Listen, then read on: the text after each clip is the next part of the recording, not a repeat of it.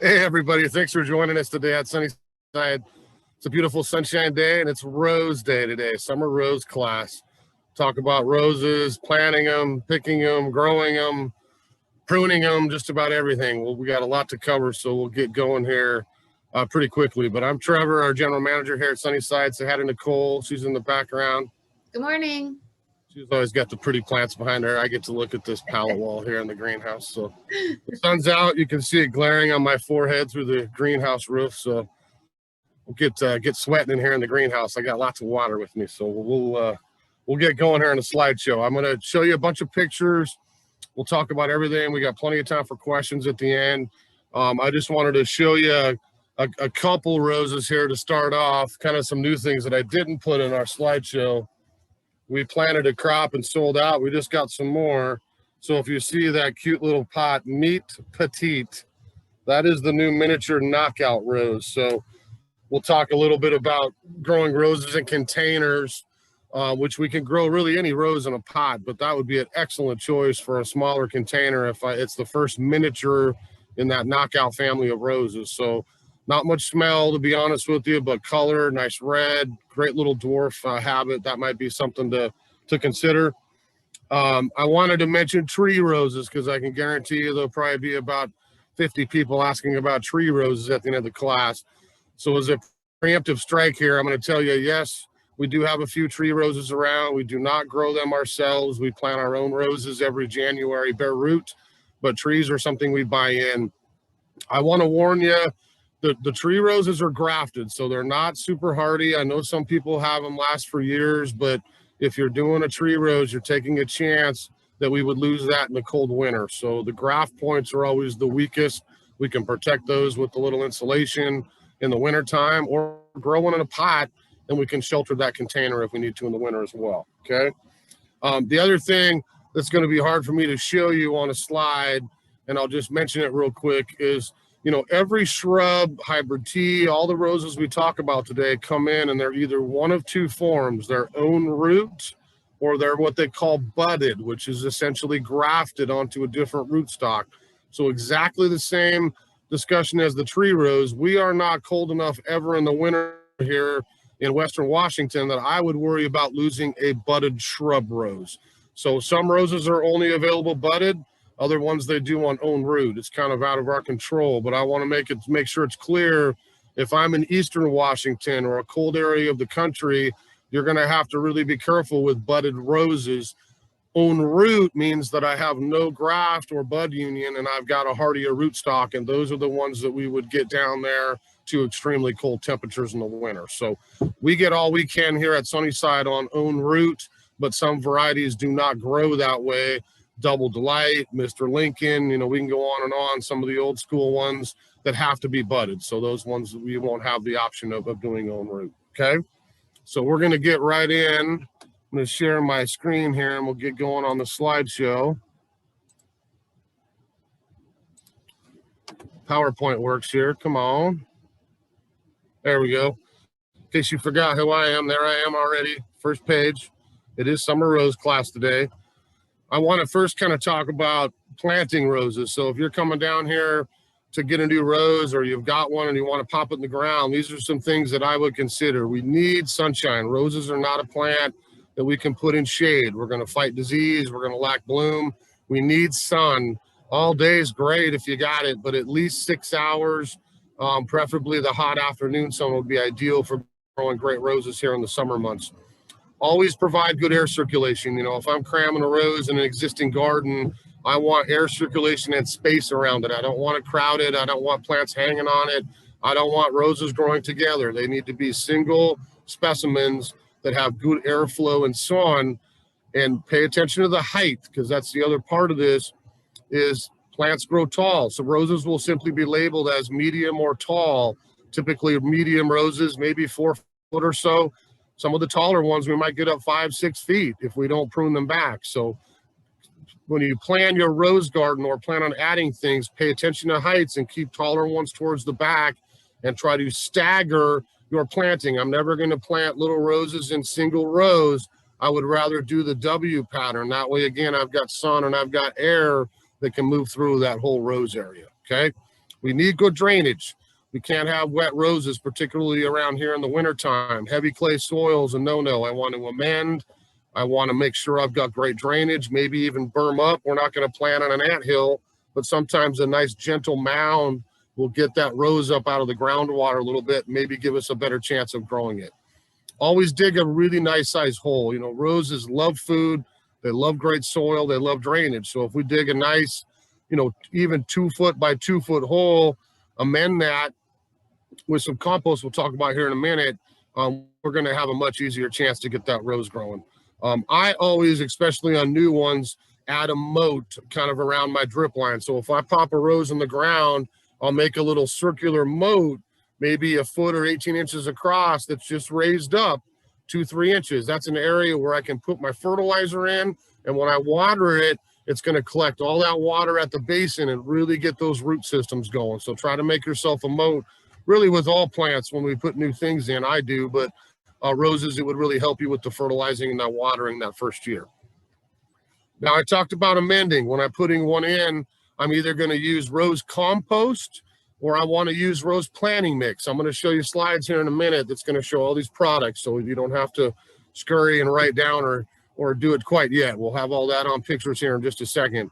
But if I use a good EB Stone organic planting compost or their rose mix, that's got great drainage. It's going to add nutrition and build my soil structure long term. So I can mix that 1/3, 2/3 with my native soil. I'm going to have a happier rose at planting. Always use a good EB Stone organic rose fertilizer. We got lots of it here. I use it on a lot of things in my yard, perennials, roses, hydrangeas, even anything blooming, but it's a great organic way to go. On a new rose, I'd put about a half a cup, will get me going. And then we'll show you here in a minute as we go through the season how much we add down the road. I like alfalfa meal. That's one of those kind of miracle organic things. If I put a 1/4 cup of good alfalfa meal down, in addition to my food, it's not a substitute for the rose fertilizer, that's going to add a lot of those little micronutrients. That tends to help with color, with budding, with fresh canes. Alfalfa meal to me is a great amendment, especially for roses.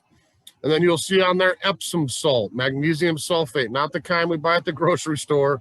We would want to get a box of that here. We carry it in a little 5-pound box. You know, that is another one of those amendments that even if you did it the one time every spring, I try to continue to do it through the season about every 6 weeks. A couple of tablespoons of that will work wonders for budding. Epsom salts is all about more bud, which means more flower. So if I want to maximize the flower power of that little rose here this summer, a regular feeding of Epsom salts with their fertilizer will accomplish that for you, okay? Always water them in really thoroughly when we planted and add a good layer of compost, I would, or if you like bark or a different kind of mulch, a nice 2 to 3 inches of mulch at the base of the rose will, again, help keep it wet and get rooted here this summer, and maybe cut down your watering a little bit as well. Now, if we look at caring for that rose, or you're joining us today and you've already got existing roses, you know, we want to maintain our rose through the season.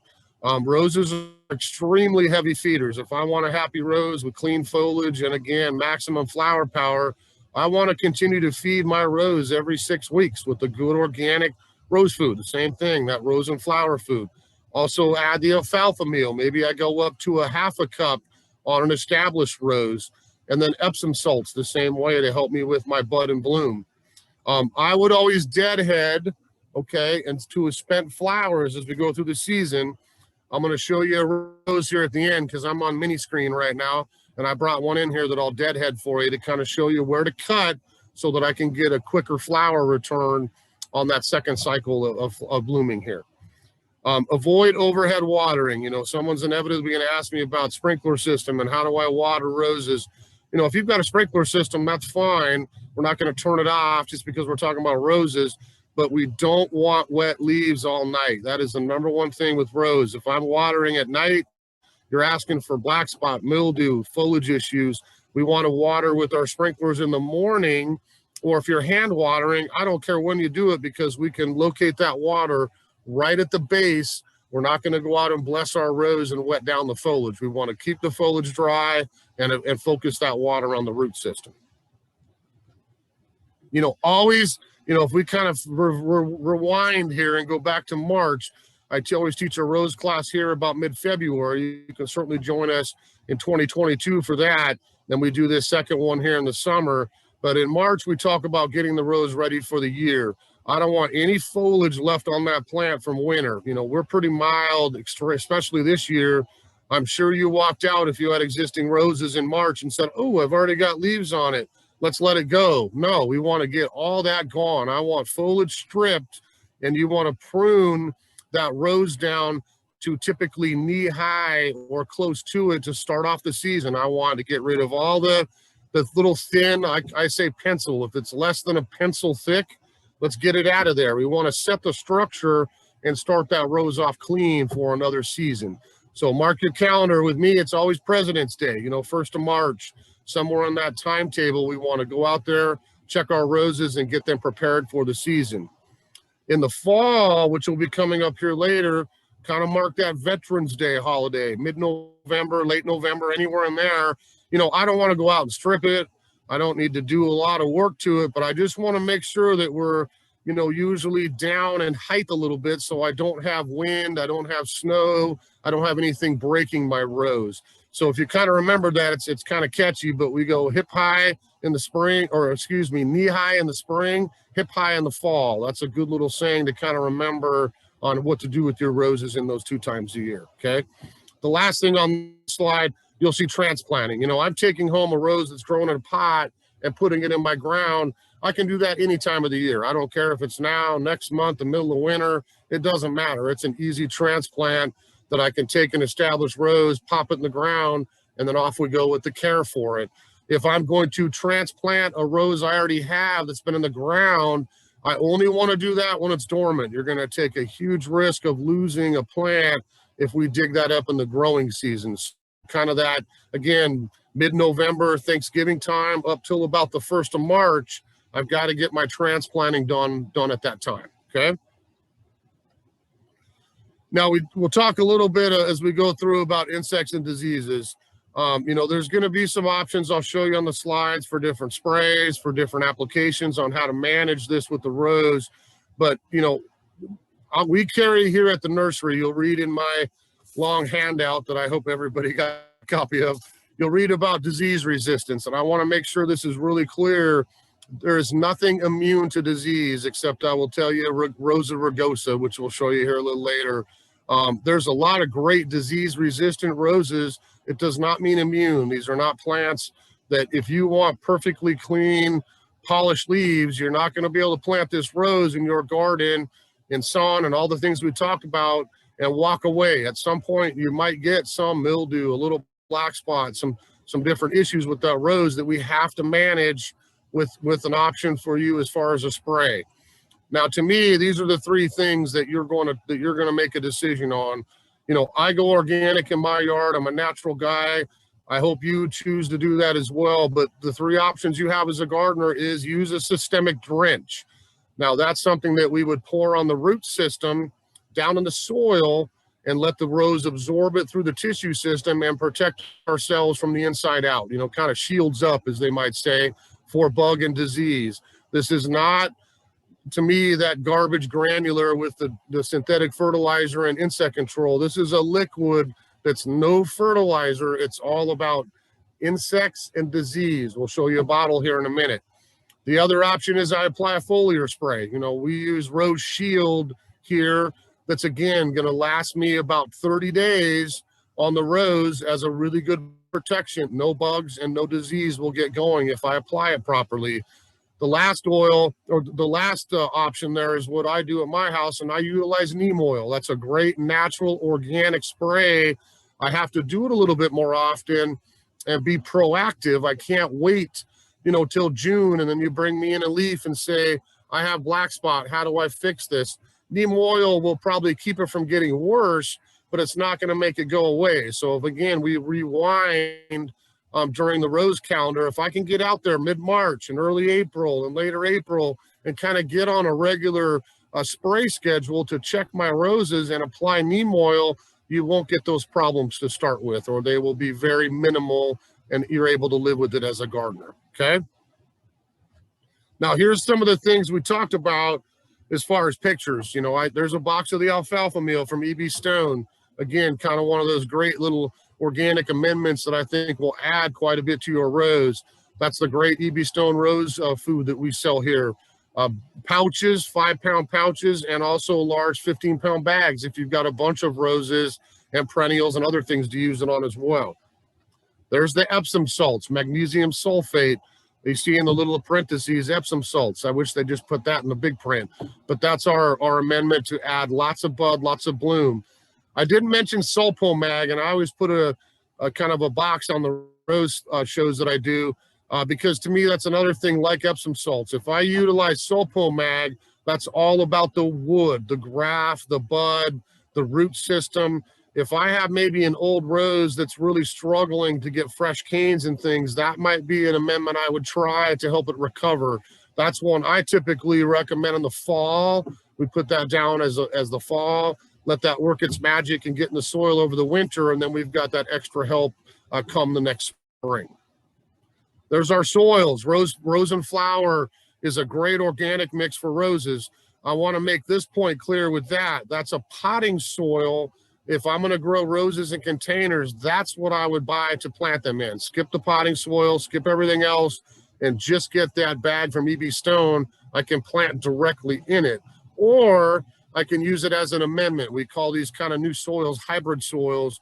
I can use it as a potting mix or as a great amendment to mix into my soil, like we talked about earlier when I'm planting new ones. Compost always works. You know, I will never be upset if you come to me and said, sorry, I didn't buy the rose mix, I got compost. Good for you. There's nothing wrong with using that as our amendment too, but I can't plant in compost. So I want to make sure that's not a soil structure that will allow me to use 100% of that as a planting mix. Now here's our sprays. So there's your drench. That's chemical, that's systemic. You know, there's nothing organic about that at all. But if you kind of want to start the season off, use it as a root pour. I like that much better than spraying systemics, to be honest with you, because I can just focus it on that rose. I just simply pour the appropriate amount in a watering can, walk out and water the root system of that rose, and I'm good for 6 weeks. I can get on a schedule of using that. The rose shield would be the same kind of thing in a spray. So if I'm able to focus my spray and get that on roses only, that is not something you ever want to get on your edible plants, blueberries, vegetables, just roses or other shrubs that you can. You got to be real careful not to get it on things you're going to eat, essentially. And then here's our natural options. These are exactly the same products, and it's hard to explain it, but this is why I put both these products up here. Most people would recognize that Rose RX label from Bonide. That is neem oil, all organic, natural, no chemical at all. You can also buy regular neem oil from Bonide. We tend to have both around here. Sometimes one is out, the other one's here. Those are exactly the same thing in that bottle. It's just one, to me, speaks a little more to the rose gardener. The other one, I'm looking for neem oil. So either one of those works for you at home. Now, if we talk about selecting roses, you know, for us, there's really only 2 rose growers left that grow roses, bud them, graft them, do all the things we've talked about. It's Weeks Roses and it's Star Roses and Plants. We get a massive crop every January shipped up to us bare roots that we're able to control the pruning, plant them in the soil we like, in the size pot we like, feed them with what we like, and we kind of grow our own roses that way. It only happens once a year. So this is not something someone's going to come down and say, well, you're out of this. Can you get me one? I really can't. You know, what we do is keep your name and call you in 2022 when the new crop comes in and say, yep, we've got double the light back or whatever it is. We got one saved for you. Come down and grab it, and you can get it in the ground early in the season that way. Okay. Like we mentioned earlier, budded versus own root. I won't get into that again, but that is clearly listed on our roses on our website when we do this every season. Nicole's very diligent about having a nice rose page on our website with pictures of everything, and our list will donate OR, which just means own root. That will let you know that that's not a budded or grafted rose. Again, we mentioned to be careful with the rose trees. It's a spectacular container item.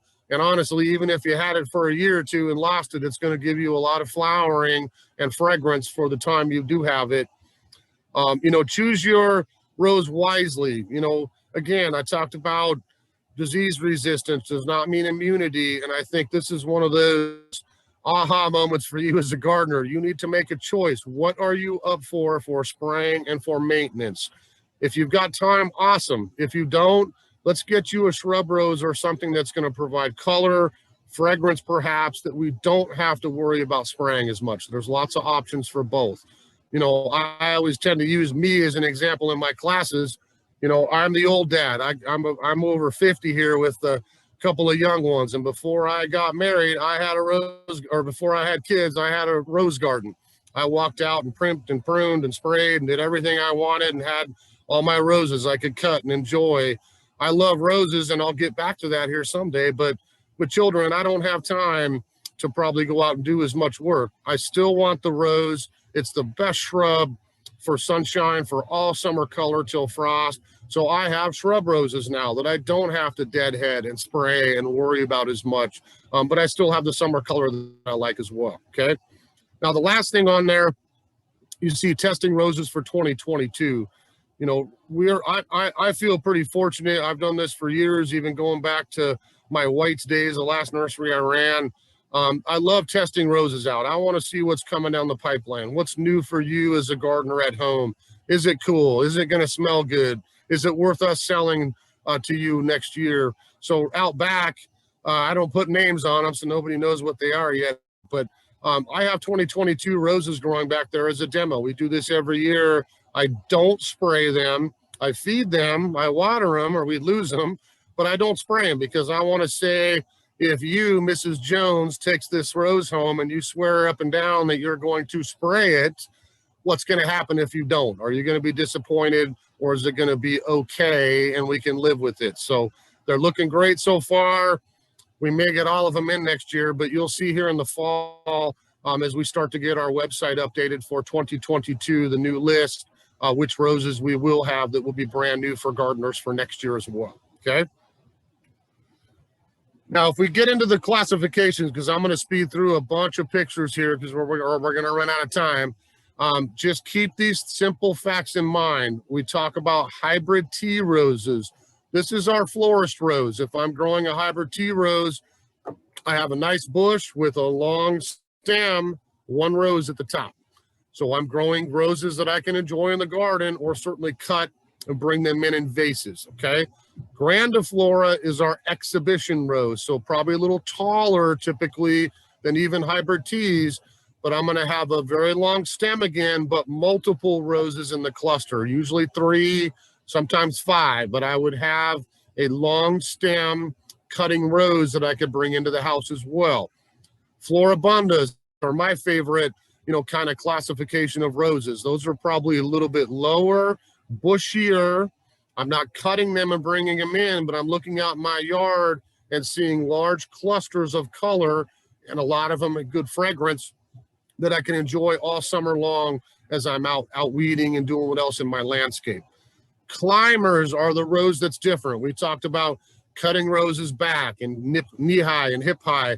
I don't want to cut my climbing rose back because I'm trying to get verticality. I'm trying to go up a structure, an arbor, a trellis, something I want height on. So if you have climbing roses, yes, we tidy them. We treat them a little bit different with the pruning. We still feed them. We still spray them. All the rest of the things stay the same except for the pruning. I hate to tell you, don't come down to Sunnyside looking for climbing roses right now. I don't know what it is this year, but they have been extremely popular, and I am totally out of climbing roses. We will have a whole bunch again next January. I'm trying to find some in the meantime, but I'm striking out so far. But climbing rose is a way that we would add height and attach it to something to grow on an arbor, like I said, or a trellis. Ground covers, I think, are great. A rose classification, somewhere where we don't have a lot of height, but we've got something that will sprawl and spread out a little bit, cover some area. I've got a sunny bank. I've got a sunny border. I want color all summer. Look at these ground cover roses. They're very easy to grow, and these are some ones that don't need to be deadheaded. They will bloom and then bloom on top of themselves as we go through the entire summer. So things like the Happy Trail series, we'll see pictures of drift roses. Flower Carpet is the original series. Lots of color options. Some of them do have a little bit of smell, but I'm just looking for color. I want some area covered, and I want a lot of summer bloom. Groundcover Roses is a great way to go. English roses, you'll see, you know, typically a little different flower, heavy on the fragrance. David Austin is the one that everybody knows. I think you as a gardener are going to have a tough time finding Austin roses here for another year or two with the COVID shutdown. They sent us nothing this year, and I don't know that there'll be a lot for 2022, but don't be discouraged. We're not here either. There's lots of great roses from Weeks, other rose growers that we carry that look exactly like Austin roses with super heavy fragrance, and we will still have that classic English rose look to choose from. Again, Shrub Rose is the last one there. We'll look at rugosas, some different shrub rose options. These would probably be at the top of the disease resistant, and I still am not going to say the word immune, but these are the ones that you as a gardener, if you are not going to spray or not going to do much to them except feed them and water them, the shrub rose may be a way for you to get the color you want in the summertime without maybe having the deadheading and the maintenance like we do with some others, okay? So as I mentioned earlier, be honest with yourself. You know, those are the questions that I would ask you if you were standing here in live person. The class would start chuckling right now as I'd say, okay, be honest with yourself for a minute. Are you going to spray? Are you going to deadhead? What do you want out of that rose? Cut flowers, fragrance? Do you just want bloom, which is what I want? I want flowers all summer. I might like some smell, don't get me wrong, but it's not the end of the world perhaps if it doesn't. Because there really is no better shrub for all summer color and the sunshine than a rose. I mean, that's going to be one of our best options as gardeners to use here in the Pacific Northwest, okay?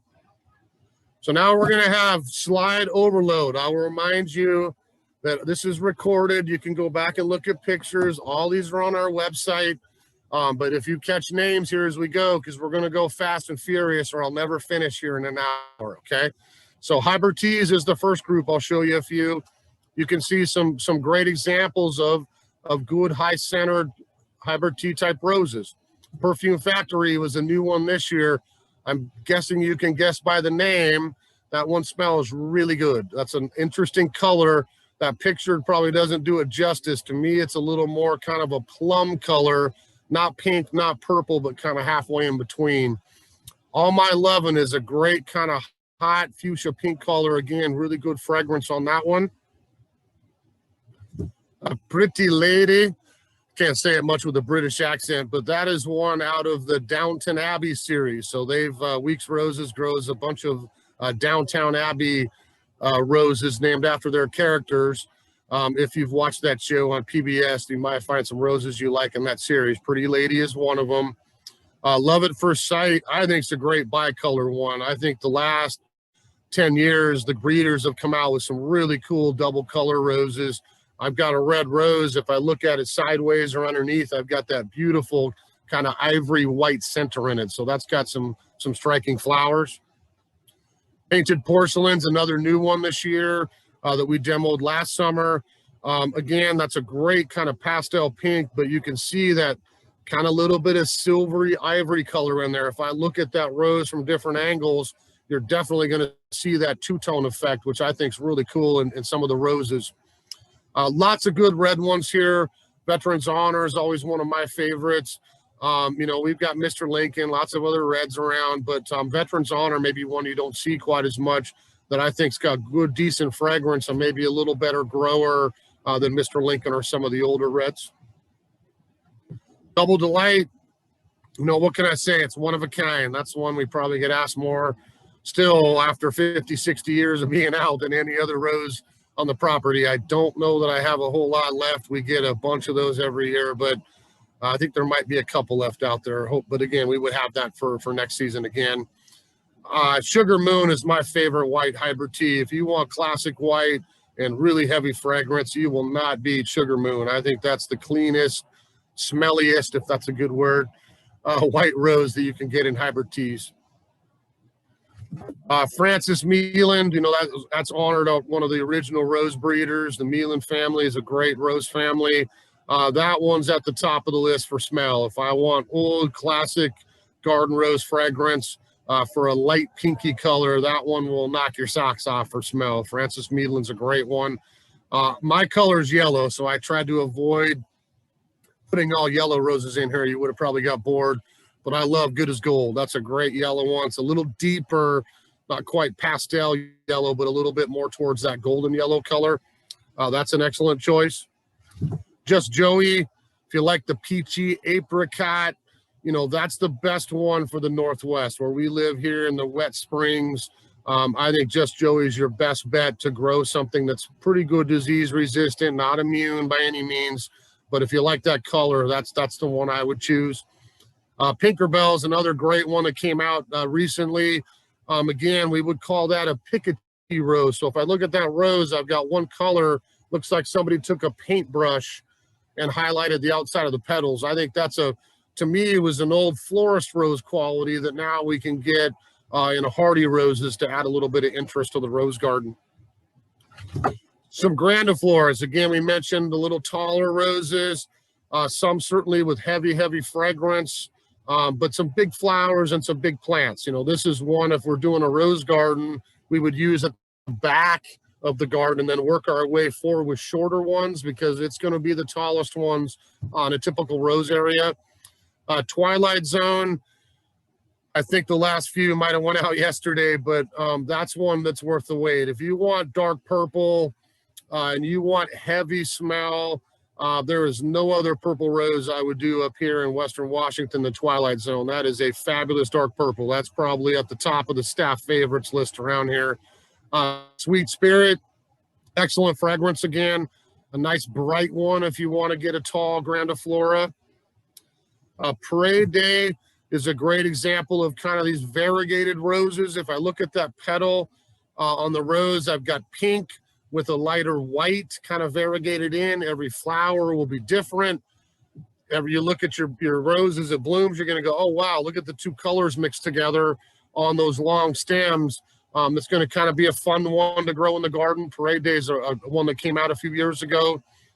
I shouldn't call it this because maybe she'll sue me, but I always call Miss Congeniality the Sandra Bullock rose. That makes me remember it pretty easy. Miss Congeniality movie. So that's another one that came out a few years ago, a little taller, but again, that beautiful Piketty flower where I've got that base color in there and then I've got that real bright highlighting on the petals. That's a really pretty flower blooming too. A couple of more heavy fragrance ones, Sitting Pretty, almost gives us a little bit of English rose look. Even Ragosa rose, to be honest with you, look at that. That's a really heavy smell on a tall, really good disease resistant pink. That's another one that's on the new side.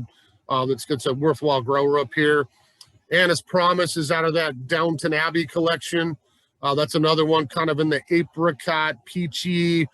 I hate the word tan. It sounds like a dead rose, but I think they might call that apricot tan in their catalog. I don't think it looks tan. I think it looks kind of apricot orangey peachy to me. Coretta Scott King for a great cause. That's MLK's wife. That's a nice bicolor one that's really tall. You can see that coral kind of color on the edge with the lighter center. That's another really striking Grandiflora. There's my yellow, happy-go-lucky. That's got English rose look to it. If you look at that flower with that quartered center, and again, heavy fragrance on that for a nice tall yellow. Now, Floribundas, again, a little bit bushier, a little bit lower, a little bit heavier blooming. There's some great color options. We still got a really nice selection of Floribundas here at the nursery. Arctic Blue, totally different color. You know, you're never going to find a blue jeans, blue rose unless you get the spray paint can out. But if we get towards that lavender side of blue, that's as close as I've seen to blue up around here that we can grow. That's a new Floribunda about 2-3 years ago. Again, cream on the underside, nice lavender blue on the top. Burst of Joy is right up my alley with the orange and the yellow combo. That's a really striking color on a Floribunda. Celestial Night, great smell, looks very English again. That's an interesting plum color. Again, a color you don't see a lot in roses. That's kind of between that pink and purple. That's a fabulous one. Cinco de Mayo is a fun one that's been out for quite a while. I tried to find a picture that showed like the 6 different colors it turns, but that's a really fun one if you like to look out. See red, fuchsia, yellow, peachy, orangey. It kind of does all those colors together as the bouquet ages. You'll get multiple colors in Cinco de Mayo. Kind of some new fun ones. You'll see a few. I kind of called these bullseye roses when they came out. I wasn't sure if I liked them, but they are kind of fun. The Iconic series is from Star Nursery. We've got Iconic Lemonade and Iconic Mango Lemonade, if you like them a little more color. But they're kind of fun. You know, they open as kind of single roses, little ruffled center, but you've got that bullseye spot there where the stamens are on the flower. It's kind of an interesting look for a rose. It's a little bit on the newer side. Julia Childs, you know, again, I love yellow, I love smell, and I don't like to spray. So if you were going to ask me the one rose that I probably recommend more than any other, that's the one right there. Floribunda. It's on its own root. It's nearly indestructible. It's one I would not worry about spraying as much. And if you like yellow, a little bit of pink when the flower ages, I think Julia Childs is at the top of the list for disease resistance and ease to grow. Life of the Party was a new one here a couple years ago. Again, a nice blend of colors, the pinks, the plum, a little bit of plum and yellow together. Kind of looked like a Floribunda peace rose to me. If you know old peace rose, a hybrid tea, that would kind of have the same color tones on a Floribunda that kind of ages a little bit of color, again, as the flowers mature. You know, lavender is a really tough color up here. I can probably tell you somebody's going to ask me why I didn't show sterling silver or big purple or all these other ones that grow in Southern California. We cannot grow those up here without disease. So we're not carrying a lot of those. And I'm always searching for that lavender or purple rose like you saw in the Twilight Zone that we don't have to spray as much. Love Song, to me, is the best lavender. It's replaced Angel Face and a bunch of other older ones that we would fight mildew and black spot on. I think this is the best disease-resistant one. I'd still watch the spray, but it would be the cleanest one and the best chance up here in Western Washington. Queen of Elegance is another new one. Nice, interesting bicolor flower. And I've always got a flex for Rosie, right? Rosie the Riveter. If you like that orangey, peachy color, Rosie came out a number of years ago, and that's another extremely popular one up here that would be on there. This is from Weeks Roses. They call it their Easy to Love series, the ones that, again, we don't have to maybe worry as much about the spraying like Julia Child. Sun Sprite is still, back to my childhood, the #1 yellow. It's not the most disease-resistant thing. It smells delicious. It's the first one to bloom every year, like clockwork. If you like yellow, it's a great Floribunda. Maybe I got to watch the spray a little bit, but I still have a nostalgic bone in my body for sun Sprite. So we will always carry a few Sun Sprites around here. And if you like the orange, Pumpkin Patch, I think is at the top of the list for a good orange Floribunda. Some climbing roses. Again, I apologize. We've just been popular this year. We would have all this in again in 2022. 4th of July is a really fun red, white striped one. Joseph's Coat, you can see the variety of colors in there, yellow, peachy, orangey, some fun color blends as those flowers age. Pretty in Pink Eden's got decent smell, and that's got, again, that English rose look to it. That's a great kind of darker pink climber. Don Juan's been around forever. We're still looking for, we try a few new red climbing roses every year. We always will have Don Juan. That's at the top of the list for the nice red, and again, a really good smell. You know, nothing's better than walking underneath the arbor planted with Don Juan in the summertime and getting that nice smell in. Purple Splash, kind of a fun color. Get towards that purple again with the white variegation in the flower. That'd be an excellent kind of single rose variety to grow as a climber. And then Golden Opportunities, a new one this year. Again, some yellow options out there to me that just added another level to yellow. I can get towards that kind of orangey gold side of yellow. That had a great flower on it, and we will have that again next year as well. Now, some shrub roses. I mentioned at the beginning, you know, making your choice as a rose gardener. Are you up to doing some spraying on some of the ones that I've showed you so far, or would you rather plant something, maybe live with the minimal amount of black spot in the middle and a little bit of mildew here and there? But if I feed it and water it probably towards the top of the disease resistant level, these are more of those bullseye roses that I mentioned. These are 2 out of the Weeks Rose collection. In Your Eyes, I call it the Peter Gabriel rose around here, if you like the old 80s song. You can see the colors. That's not 2 plants right there. That's 1 plant that we will mature into different colors. A very fun shrub, I think, for the landscape. Same with Easy on the Eyes. You can see the lavenders, the pinks, the yellow, that interesting color in the middle again provides contrast. Those are a couple of really fun shrub roses if you like something a little different. Here's the rugosas. Now, this is one you see a lot. You know, I've heard some people up here call it the freeway rose. You know, you'll see this growing in the middle of the freeway on I-5. Nobody's ever touching it, and it looks good. There's no disease. There's no black spot. If I walk out and I spray a rugosa rose with the sprays I looked at earlier, you're probably going to burn them. We don't spray rugosas at all here. This is one we would leave natural and just let it do its thing. They sucker a little bit. These are the 2 tall ones. If I plant a rugosa rose, I'm going to have more stems come up, and it's going to colonize and naturalize in an area. If you've got the room, it's a fabulous tall rose. You know, we have rugosas that'll get up there in the 6-7 foot range and form a hedge or even a barrier in the garden. It makes a great little kind of background rose. We can do red rugosa, which is really pink. I hate to say it, that's red rugosa on the side there, or we can do white, and then we'll look at some hybrids here as well. So here's some of the hybrid rugosas. If I don't want the height, but I want to fill some area, this is the kind of rose in our neck of the woods here in Everett, one of our neighboring cities. The city would plant this in a curb planting, right, along the water. It smells incredible. They got great fragrance. They bloom summertime. The wintertime, they come along with a lawnmower and just hedge them off at the ground level, let them start over again. Here they come up for another year next year. So these are ones probably don't have to worry about deadheading and pruning so particularly. You certainly can, but these are ones that are great for naturalizing. I've got a sunny bank. I've got an area in the garden. I just want to let roses take over and give me fragrance and color. You will not beat a lot of these rugosa hybrids if you wanted something a little bit shorter. So there's, oh wow, look at that. Slideshow guy got them backwards. So swap those pictures, please. You can probably guess the purple pavement is the one underneath snow pavement, and the snow pavement's one underneath the purple. So there's a couple colors of those, as well as we get pink pavement if you like a nice pastel pink.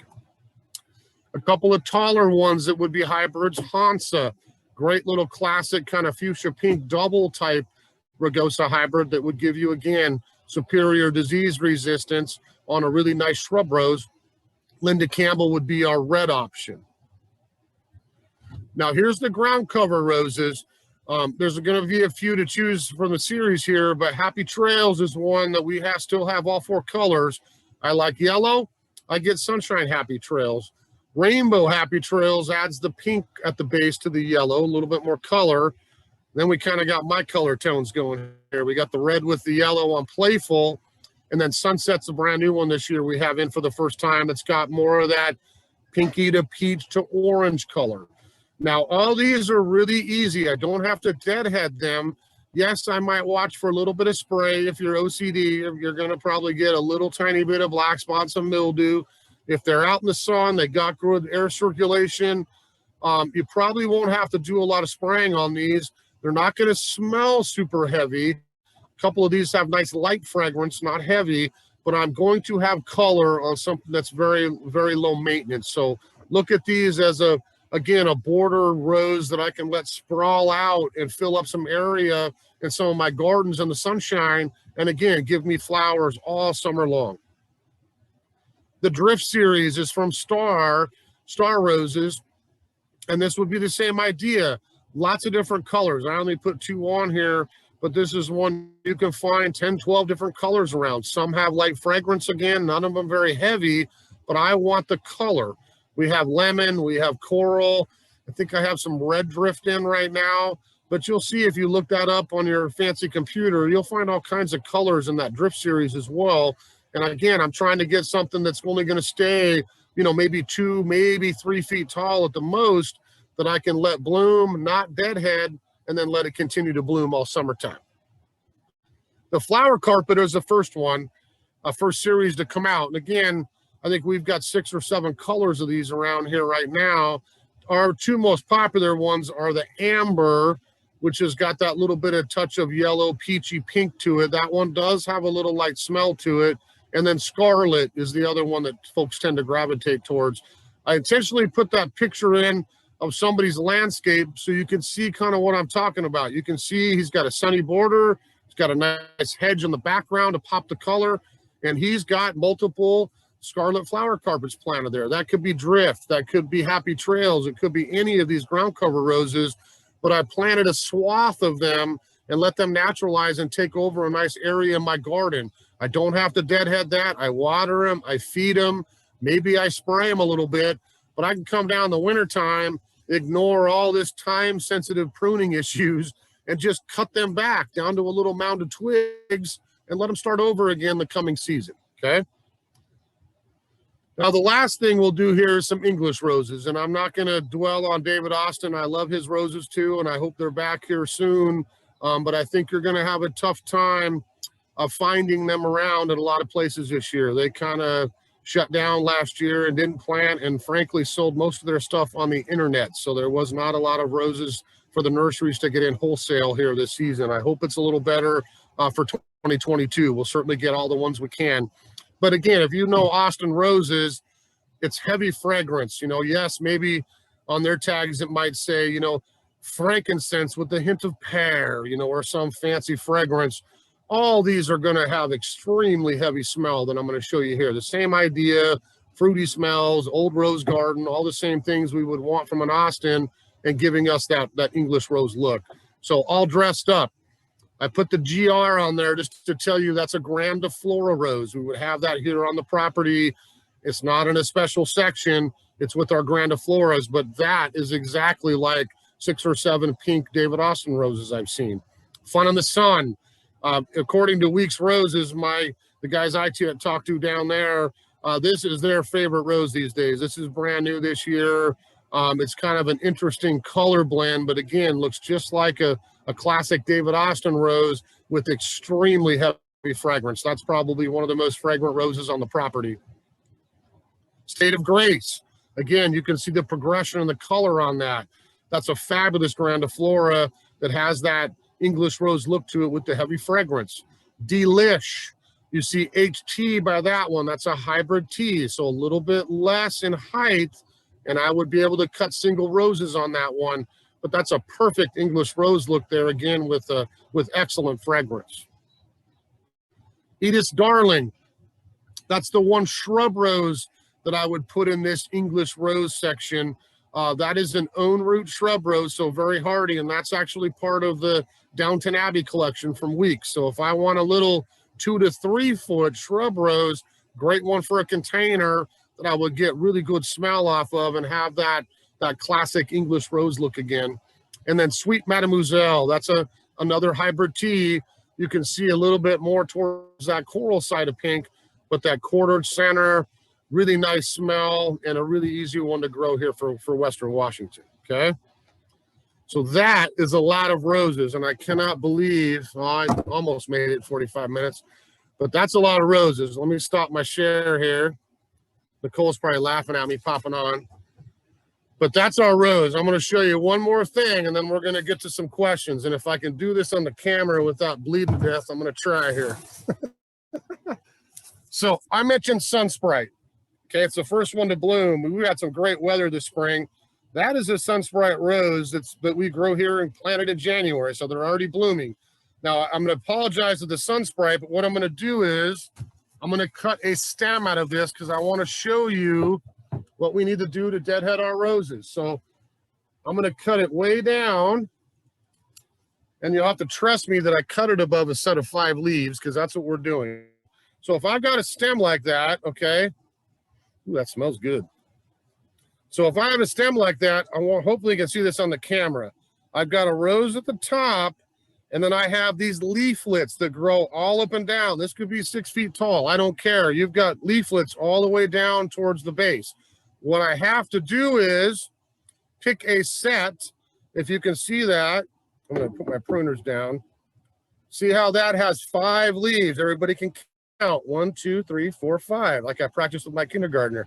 So I'm looking for these leaflets that have 5. I don't care if it's up here, down at the base, that's up to you, but that is where I have to prune. If I want the quickest rebloom on my rose, and I'm gonna deadhead this, well, I gotta do this backwards. See, I'm gonna bleed. I know I'm gonna get myself here. So I'm gonna hold that stem, pretend that's on a bush. If I cut this right above that set of 5 leaves, sorry about that sprite. Now, this is the point where I'm gonna get the quickest rebloom. I keep feeding, we've talked about all that, but as my flowers get spent, I don't want them to go to seed. If I leave that on there, yes, maybe eventually I'd have another flower start out, but I want the rose because I want bloom. So if I deadhead that, typically to an outside bud, I don't want it going back into the middle of my plant. You're gonna see foliage start out here in a week and off we go, and I'm growing another long stem rose that I can enjoy here in a few weeks, okay? So if you keep up on deadheading, always above sets of 5 leaves to the outside, you're gonna have maximum flower power again for the summer, all right? That's the last thing, and we'll just do a couple. So class discounts. We always do something fun for our customers here to come in and shop with the class. Oops, somebody got a screen on me. Sorry, I had to click it. So 20% off all roses. The roses are prime time right now. Most everything is in bloom, starting to bloom, or it's going to be flowering here in the next week or two. So come down, do some shopping. You got 20% off all the roses on the property, as well as the EB Stone rose food I showed you. I can't say it enough. You've got to feed your roses, and that's the key. A well-fed plant will always be more resilient to everything. But if you want flower, we got to feed our roses, and it's not just once and walk away like we can get away with some shrubs in our yard. We want to keep up on this feeding schedule every 6 weeks through the summer. We shut it off in the fall, off we go for winter dormancy, and then we start again the next March, okay? So all the rose food, EB Stone, the little pouches, as well as the big 15-pound bags are 20% off as well, okay? Now, next week, I'm staying home. It's my little boy's 10th birthday, so we're going to celebrate it. We're gonna probably having a Lego Pokemon party, I'm sure. I'm sure some of you are chuckling with that one. But it's I will not be here. We've got a special guest next week for our class, Carnivorous Bog Gardens. And I want to make sure this point's clear because it might be a little confusing. We've done these live seminars. We're going to continue to do them. Yes, we'll have people back in the classroom right in front of me here at some point. But in the meantime, this is what we are, Zoom. So this will be a recorded class. We've got a great guest who grows these creatures for his life, is going to make a great class for us this week. It will be posted on our website and YouTube at 10 a.m. next Saturday. There's no question and answer. It's not live like these are with Nicole and I every week, but you can email in questions. We'll get to them. We'll forward them to Jerry. We'll get everything solved. We've got some great staff here that are here every day to come ask about these things too. So certainly after next week's class, you can pop down. We can help you here at the nursery if you like the cool pitcher plants, bog plants, some really fun, interesting plants to have in the garden, okay? So I'm done talking enough. Let's do some questions, Nicole. So we talked about the rose fertilizer. Somebody asked about, can you use the Ultra Bloom from EB Stone as well? Does that work for roses? Absolutely. Ultra Bloom I can put on anything. And again, you know, maybe if I'm using that, frankly, I don't need to worry about the Epsom salts quite as much. You know, Ultra Bloom is something I put on a lot of flowering stuff in my yard, shrubs, annuals, everything. But absolutely, that's high phosphorus, which just, again, means more bud, more bloom. Cool. Good to know. It's nice not to have to buy 20 fertilizers and just have one that works for all of them. There you go. So some of us that maybe haven't tried growing roses before or have been unsuccessful, are there certain varieties you would recommend that are kind of foolproof, or, you know, some good tips for those of us that have struggled or just starting? Well, you know, again, if you read that sheet, it's going to be, I'm a really honest gardener here when I do classes, and I'm going to tell you, hey, you're going to have to do some work to get that one going. And I have done that. I choose not to do that right now. I'll go back to that someday. I will get that rose to grow no matter what I do. You know, and it's the reason, you know, we try to simplify it for you. You know, 90% of the plants here are great ones for Western Washington. We get a few kind of ones that, yes, you better be a good rose gardener to get them growing right. I mentioned shrub roses, rugosa roses. That might be a good way to start. Or again, if you remember those couple of names I said real briefly, you know, look on the Weeks website or our website. Easy to Love is a great collection from Weeks. There's Floribundas in there. There's some really good roses.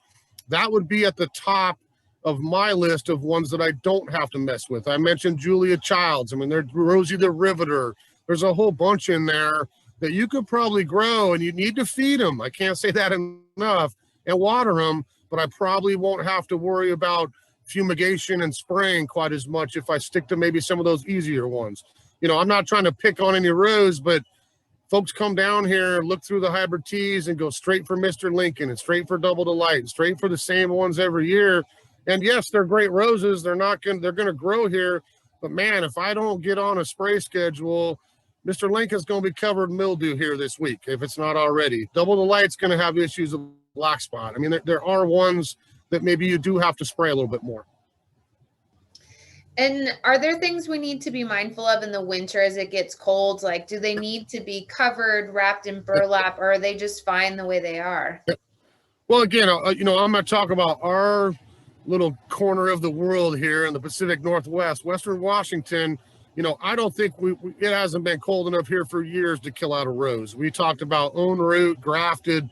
That's your decision wherever you lived. I would search out own root if I had anything colder down into the negative numbers in the winter. I probably want to do own root, or I'm going to really mulch my rose in the winter. I mean, I mentioned making a moat, you know, a little moat around my rose. I can put my food in there. I can concentrate my water.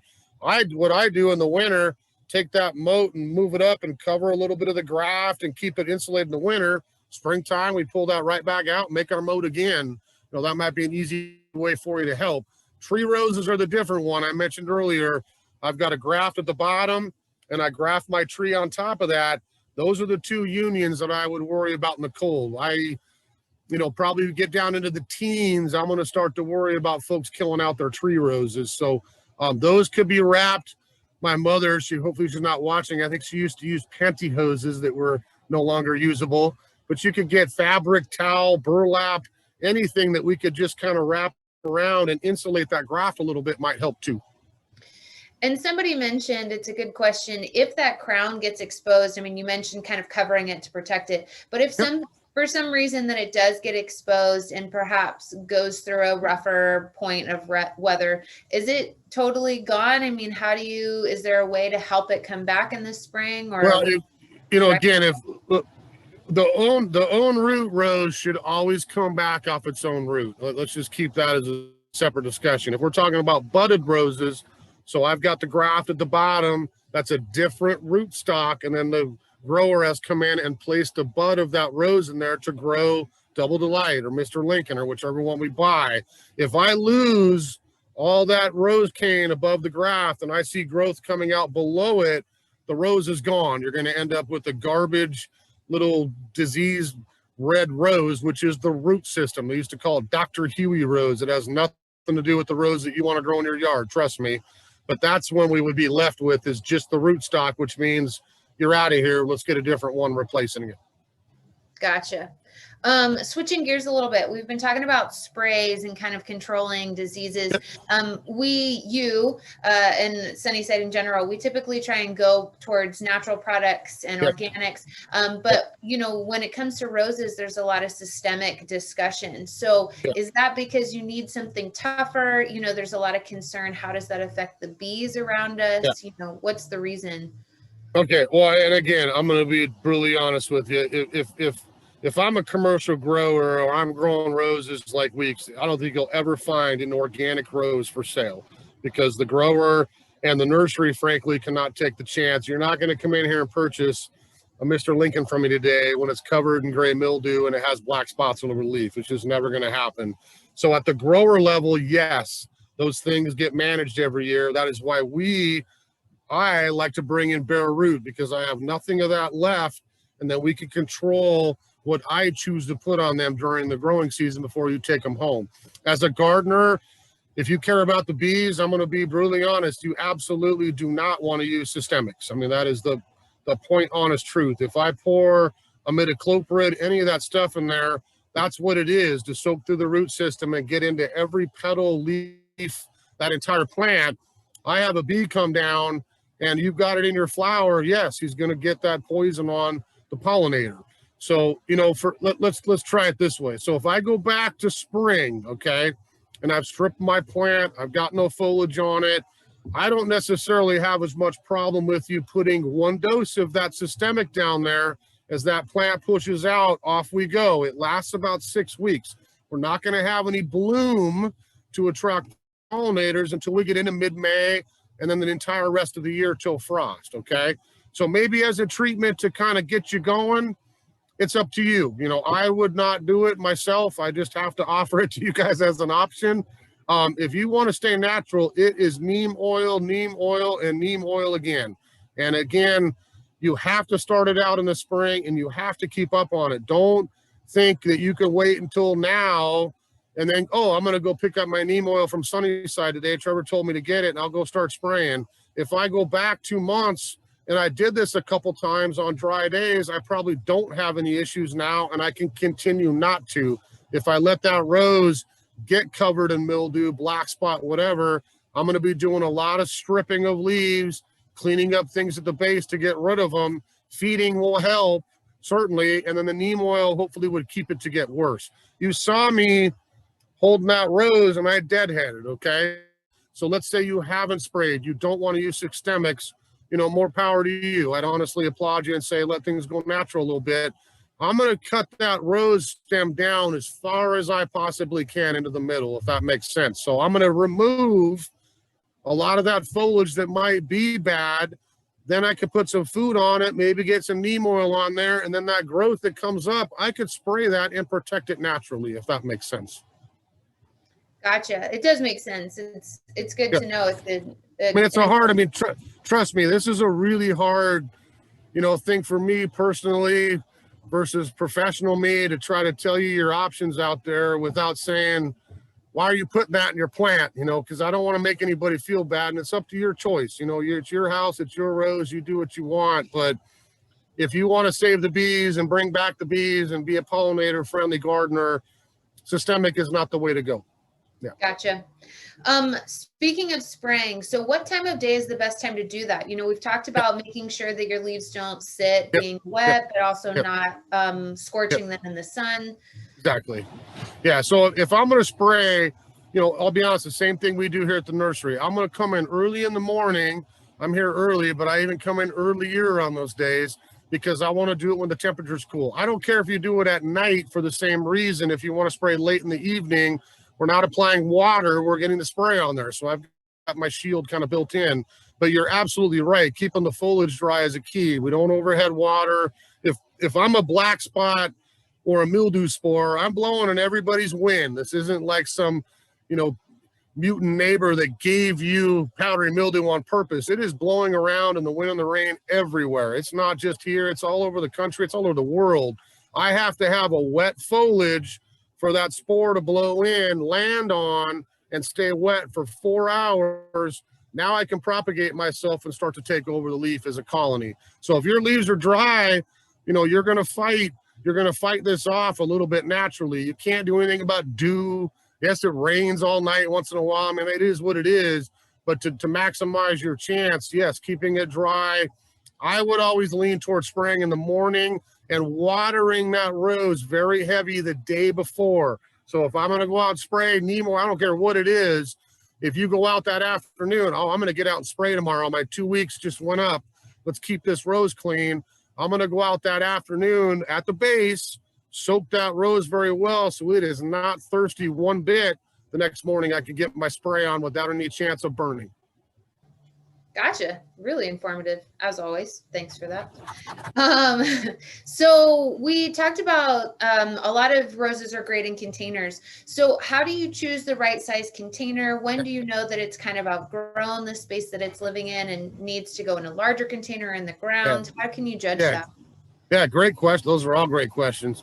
You know, we could honestly grow any rose in a pot. If I'm going to choose the size, you saw me pull up the petite knockout. You know, I could probably buy a little 12-inch, 14-inch pot and have really good luck with the miniature rose or not petite knockout or a very small shrub rose. You saw Edith's Darling and the thing. Those are all small plants. If I'm going to do Floribunda, hybrid tea, English rose, all the rest of the stuff we've talked about, you know, yes, I could buy, you know, probably a 2x2 pot, have a happy rose for a number of years before I had to transplant it. If I got a half whiskey barrel, I'm probably growing a rose in there for all eternity. I'm not going to have to go back and really probably ever transplant that. The way to tell, you know, if you're like most gardeners and me included, and we're all plant addicts, how many pots do you have around your house with plants in them? You know, your walk should be walking around late winter. I take my finger at the edge of the pot and I'm just going along the inside edge and going, am I feeling soil? Or I can't even get it in there because I've got solid root system that has filled that. That would be the sign to me, all right, let's pull this out real quick while it's dormant, do a little root pruning, put it in a bigger pot, move it to the yard. You know, it's a great time of year to kind of accomplish those things. Gotcha. Are climbing roses good for containers as well? Are there some varieties better than others? You know, again, I'm not saying no, but the issue with the climbing rose is I'm trying to build verticality in wood. So yes, if I got 2 whiskey barrels, popped an arbor, absolutely, I could grow 2 beautiful climbers in there for all eternity. But in a small pot, my concern would be right when you grow it up for a number of years and get it to the point where you're like, yes, it's made it to the top. It looks perfect. Now I'm root bound and I got to pull it out, start over again. And it's not that easy to get a climbing rose out and off of a structure to replant it. You're going to have to cut it back, transplant it, and then essentially let it start over again anew. So. Gotcha. Okay. We were talking about ground roses, really, or ground covers, great varieties to utilize. How intensive are their root systems? How deep do they go? Do you need to be worried about planting them over other things because of their root system? No, I mean, again, I'm always leery if we're talking about septic areas. I'm not going to do much around those just to be safe. But in the garden, the rose roots aren't going to affect anything else. I mean, that's a perfect low rose to me to mix into a perennial garden on a border. You know, you've got lavenders, you've got this, you've got that. You've got a little bit of more structure with a ground cover rose there again that would add all summer color. The biggest difference with those is you've eliminating the deadheading. So you typically, I'm OCD, so I would deadhead it anyway because I don't want to look at one spent flower in my ground cover roses because I have those on my sunny bank. But if I don't, it's not the end of the world. It just grows right over the top and starts blooming again. So this 5-leaf deadheading is eliminated with those shrub rose. Gotcha. Switching gears. So people are utilizing rose hips a lot more these days. Yep. Are there certain classifications of roses or varieties that are better in terms of rose hips than others? That's funny. I'll do that one next time because I almost put a picture of a rose hip right in the slideshow. But that last section, or the second to last one we talked about, was shrub roses. So rugosa rose and any kind of rugosa hybrid is going to give me the superior rose hip. If you're looking to make tea, they call them sea tomatoes back in the day, all kinds of names. I want the big rose hips. You want rugosa rose. All those will make spectacular interest in the fall, over the winter with those rose hips on there. Most all roses will get a hip going on them. All the ground cover ones do as well. But if you want the big, impressive ones, you want rugosa rose for sure. And all of those rugosa varieties, they're all pretty much the same in that regard? Yeah, all of them. The species are, again, always going to be the biggest because they're the biggest plants. But all those hybrid ones, the snow pavement, the purple pavement, the Hansa, I mean, we've got other ones back there too. Those would all produce a really nice size hip, again, with on a rose that we didn't have to spray. Cool. Excellent. So we get this question almost every class, and we talk about it that you should include it. And so here it is again. Deer and rose. Deer. Well, I can tell you with an easy one, because I always chuckle and laugh when you think, I cannot believe the deer would put that thorny crap in his mouth, but that's exactly what he's going to do. The deer will eat rose, and that is the final truth. There's no rose that would be deer resistant, I hate to say. We had a place in Cle Elum, and I essentially had a hedge of rugosa roses down the driveway that I loved, and the elk came in every winter. Thanks, guys, for the prune job. You just cut them down for me, and now we start over again next year. So Yeah, those pesky deer, it seems like no matter what kind of plant we're talking about and I whatever. mean, if you think about it, why would you put that? Yeah. Ah, man, I don't know. You think you'd have some serious gum damage with the deer, but they always eat roses. Right. So I think we've covered pretty much all the stuff that's been asked. We covered a lot in terms of roses. As always, please feel free to reach out to us. We're happy to continue answering questions. I know some of you have had specific issues going on with your roses, and I directed you to send us an email with pictures and some details. It's always better for us to see what's going on in your specific situation in order to recommend the best solution for it. And Trevor's happy to help lend his expertise to your specific situation too. Hopefully we'll see you around the nursery this sunny 3-day weekend that a lot of people have. We are open tomorrow as well, so come down and check out, you know, the beautiful plants. And hopefully we'll see you, well, we won't actually see you next weekend for the carnivorous class, but we're back the weekend after with another class as well. So we hope to see you then. Thanks so much for joining us today. Enjoy the sunshine, everybody. I'm going to leave you with a funny today. Go out this afternoon and flirt with some dirt. How's that sound?